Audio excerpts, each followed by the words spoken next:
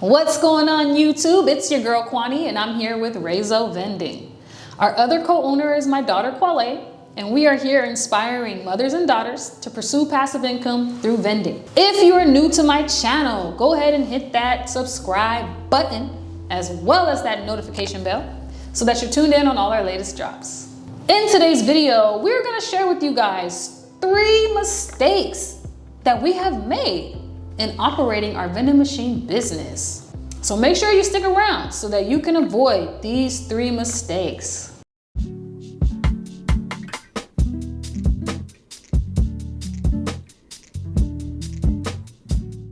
Mistake number 1 is choosing locations that are in a bad area. Like, this is just not a good idea. So how would you know it's a bad area? Or how do you know it's a bad location?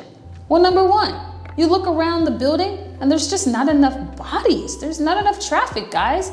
You come and you do your site inspection and the only person you see there is you and the person you're talking to. You come back around to place your vending machine. It's time to install the machine. And guess what? You still just see you and the person you're talking to. I don't think that one person is gonna buy enough snacks to take care of your passive income. So don't pick anywhere that you don't see anybody walking around.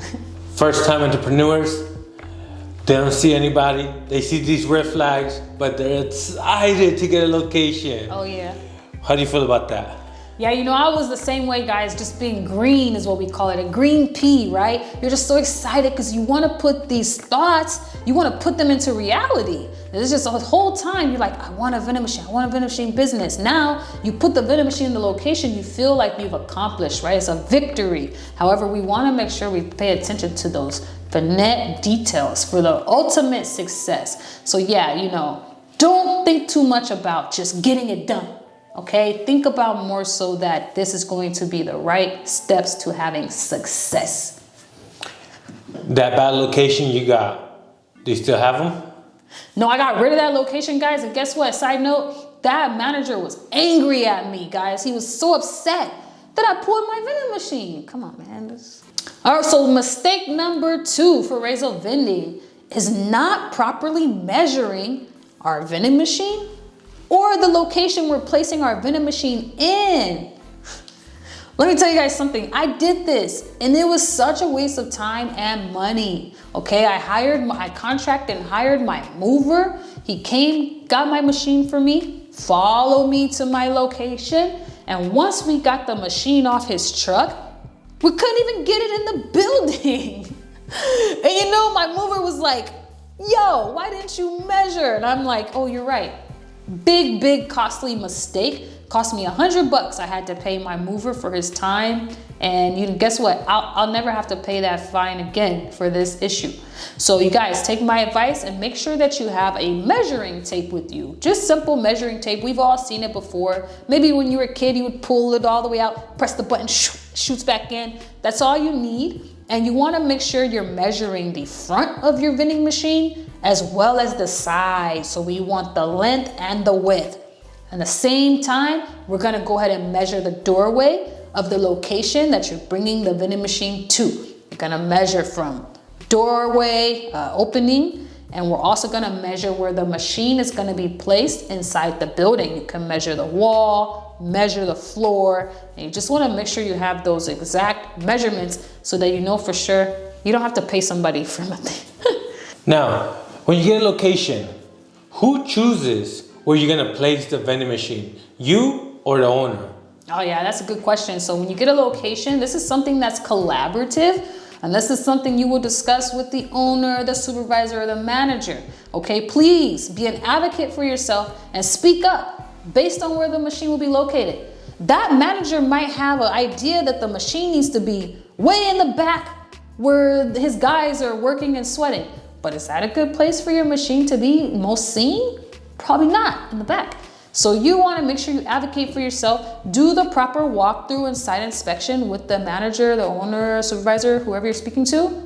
And as you're walking through the facility, you take mental note. Okay, all right, look around, let's see where you believe the best place for the vending machine will be, where it's going to get the most eyes, where it's going to get the most foot traffic and the most people walking by. Because I'll tell you right now, they might feel like, oh, we want it in that back corner over there.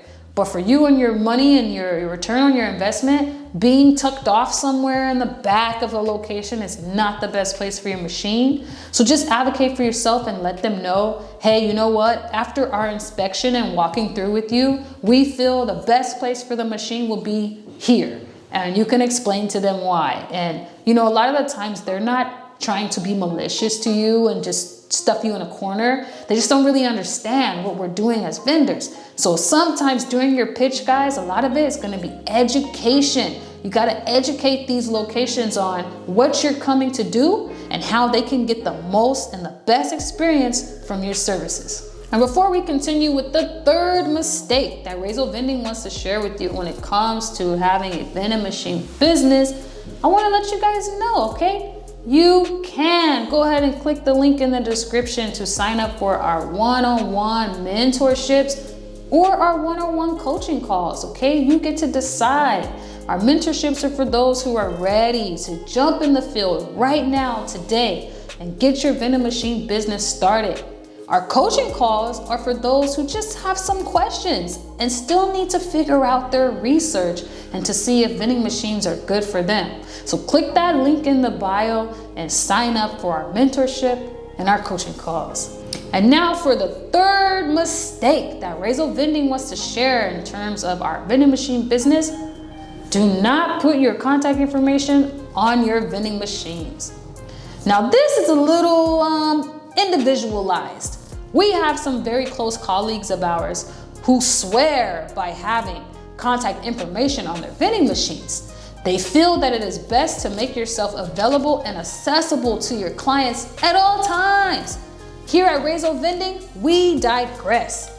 No, I do not want to be available and accessible to my customers at all times. I do not want to be texted and called any hour of the day. No, thank you. All right. Hey, can you call the CEO of McDonald's when your fries are cold? That's a no. So I don't want anyone being able to call me any time of day. All right. Now, our system that we have in place is we give our contact information to the point of contact when we establish the vending machine account. So whoever we sat down with and whoever told us, yes, Rayzo, we want your vending machines, we will give our contact information to that person. And any issues that arise with the vending machine, that is the one person we want to reach out to us, and we can communicate that way and get everything taken care of.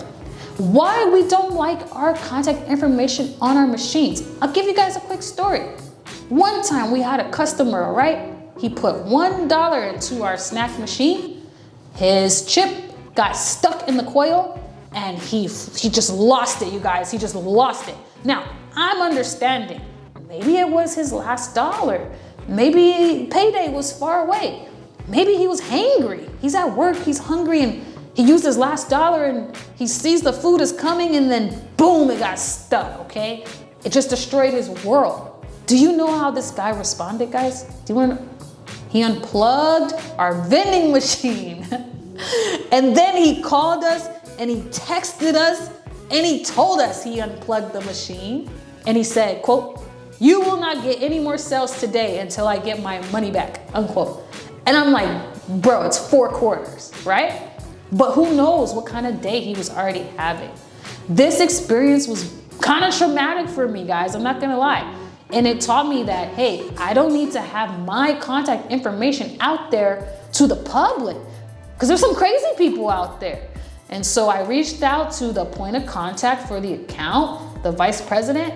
I sent him the screenshots of how this customer was talking to me and texting me. And long story short, that guy was fired. So just stay in contact and communication with one person on the account, and that'll save you a lot of headaches. All right, guys, those are the top 3 mistakes that I've made in operating my vending machine business. Drop a comment down below, guys, and let me know in the comments, what are some mistakes that you've made as a vending machine operator? All right, guys, thank you so much for tuning in to this video. If you were inspired, if you were entertained, or if you learned something new, go ahead and hit that like button, drop a comment down below, tell a friend to follow Rayzo Vending on Instagram, like us on Facebook, and subscribe. You gotta subscribe right here on YouTube so that you can continue getting this free vending machine knowledge. All right, guys? Okay, until the next time, peace.